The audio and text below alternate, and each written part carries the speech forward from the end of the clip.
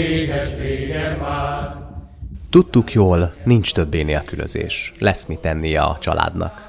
Büszke voltam apámra. Dagadó mellkassal meséltem a többieknek a bányász történetekről, mintha én is ott lettem volna apám mellett, és fogtam volna a csákányt a tárnában. Orromban éreztem a bánya levegőjét, magam előtt láttam, ahogy az öreg bányász lapátnyi tenyerével kicsomagolja a zsíros kenyeret az újságpapírból. Én is bányász akarok lenni, gondoltam.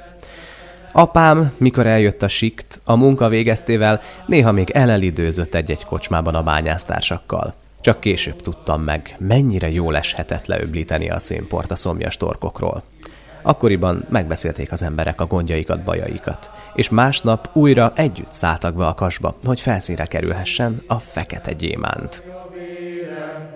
Ajkadnak csókját táhítja a szám, mert Heidelbergben vesztettem el szívem a legszebb nyári éjszakán.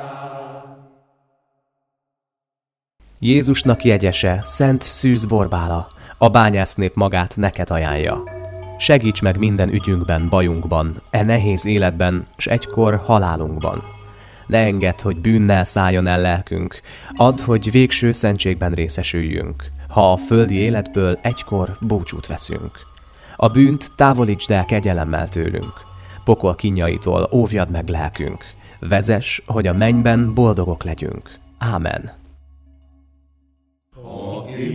Fejlődtünk, gyarapodtunk, városrészek nőttek itt is, ott is. Megértettük, hogy mit jelent, amint a föld mélyébe leszállva így köszöntek egymásnak apáink. Jó szerencsét! Azonos gondokkal, örömökkel és bányász hagyományokkal létező közösséggé fejlődtünk, és a kitartó munkának köszönhetően így lettünk végül mindannyian tatabányaiak. Jó szerencsét, Tatabánya!